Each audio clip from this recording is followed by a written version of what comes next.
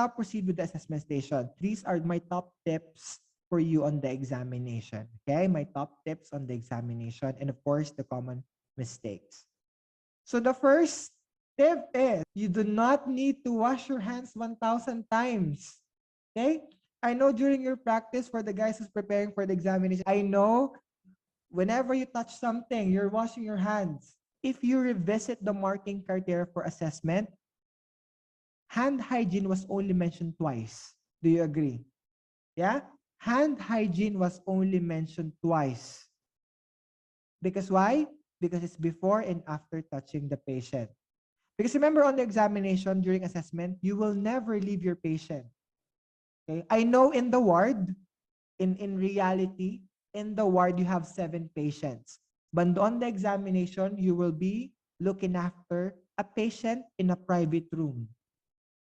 Okay? So that means you will never leave your patient. That's why on the marking criteria, it only tells you to wash your hands before and after the patient. Try to check the marking criteria after we finish this. And of course, Emer, can we check can we wash our hands in between? Let's say before and after doing the vital signs or the observation. What, that's fine. That is fine, yeah? But I mean, the bottom line of what I'm trying to say is do not wash your hands 100 times or 1,000 times. Because I see, let's say, in our candidates before, our nurses before, whenever they touch the pen, they wash their hands. Oh, I touched the gown. Let's wash the hands. I've touched the air. I'll wash my hands. Everything you touch, you wash your hands. Okay? You are wasting your time. Okay?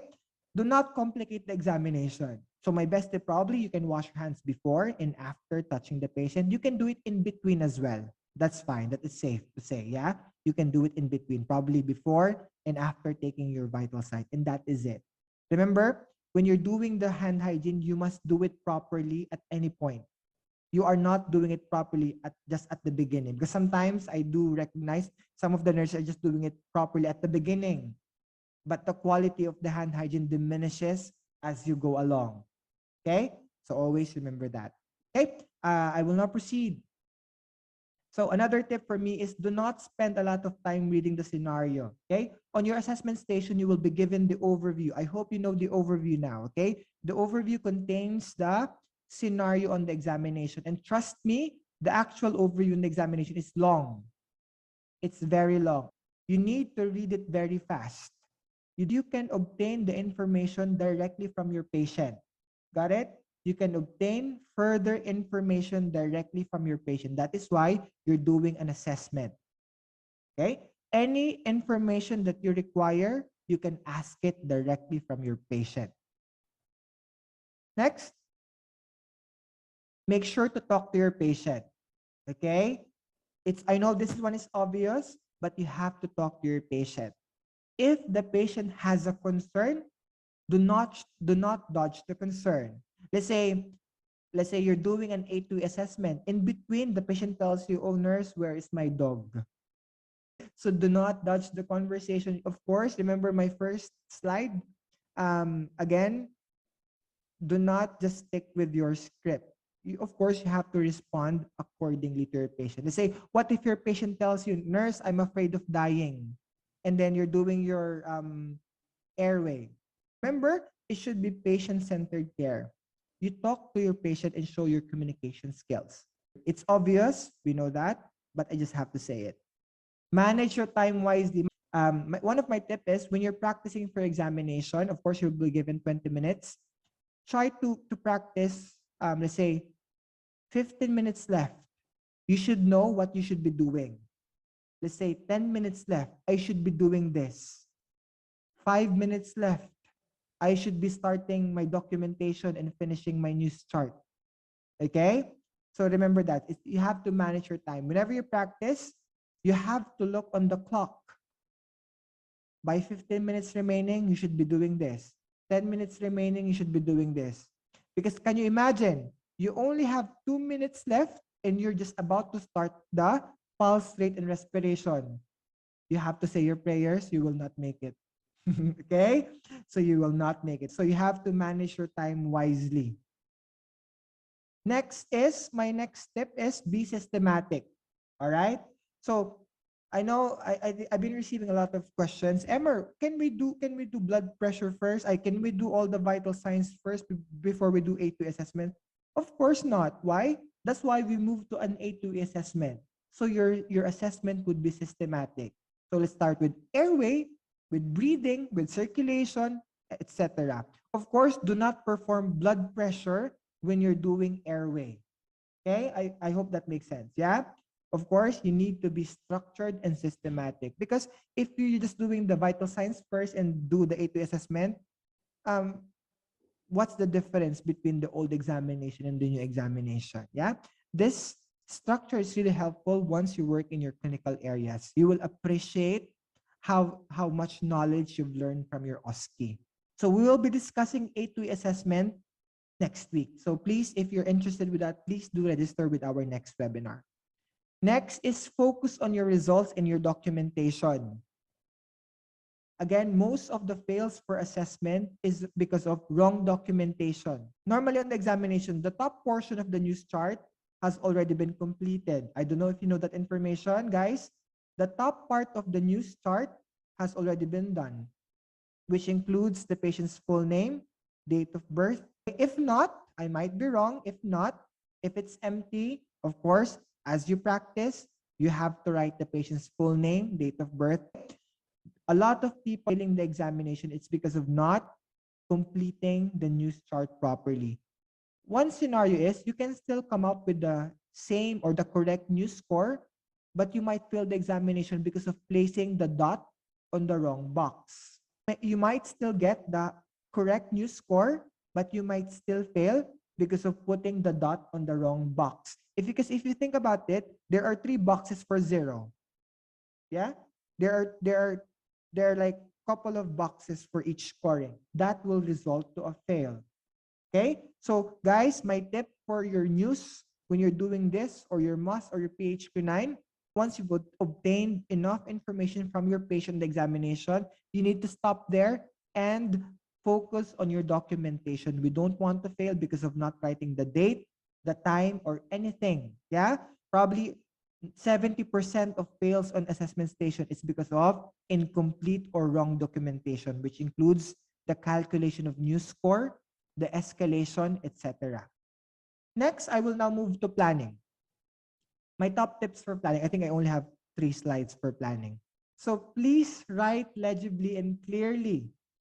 Remember, your assessor is the one who will be checking your paper. I know a couple of people who failed the examination because the feedback was the examiner was not able to understand the writing. Can you imagine?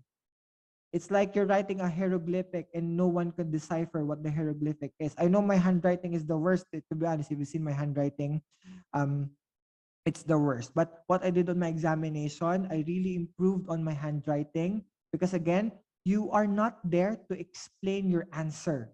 Yeah, once you submitted your examination, once you submitted your paper, your planning paper, you will not be there to explain what you've written. Okay?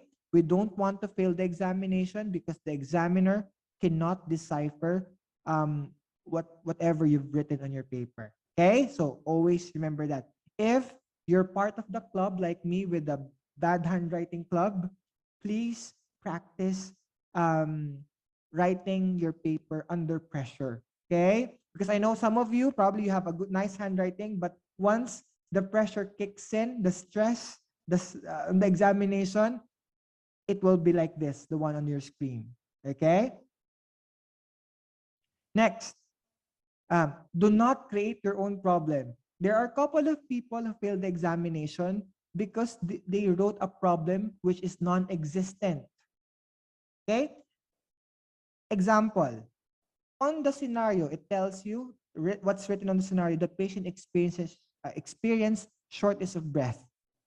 At the time of your assessment, the patient was not experiencing shortness of breath. You cannot write that as your care plan because at the time of the assessment, it's non-existent. That means do not create your own problem. Yeah? There are a couple of people I know who failed the examination. They wrote shortness of breath, and yet during the time of the assessment, there is no shortness of breath. Got it? If on the scenario, on the document that you've read, there is pain, but at the time of your assessment, there is no pain at all, you cannot write that as a problem because the problem is non-existent. Got it? That should be straightforward. Okay? Believe me, I know a couple of students who failed because of this. They wrote shortness of breath, and yet there is no shortness of breath during the time of the assessment. That's why you're doing your A2E assessment to assess the patient properly. Next, do not complicate your care plans. So my tip here is, again, I don't know if you know this, in the UK, we do not follow NANDA. Okay? I don't know if you, for some of you who are working in the hospitals already or in the care homes, you've seen care plans, yeah, written by nurses here. You cannot see the word as evidence by. You cannot see the words as secondary to. Yeah? Just make your care plan simple. Because the more you complicate it, the more chances of failing the examination. Next, the nursing interventions must be relevant with the scenario. Of course, again, you cannot write something which is not relevant to the scenario. At the end of the day, is this intervention relevant to the scenario I'm writing? So my tip for this is try to keep writing your care plans. Keep writing. What I did on my examination, let's say pain as a care plan. During practice, I try to write as many interventions as I can. Let's say 15 interventions.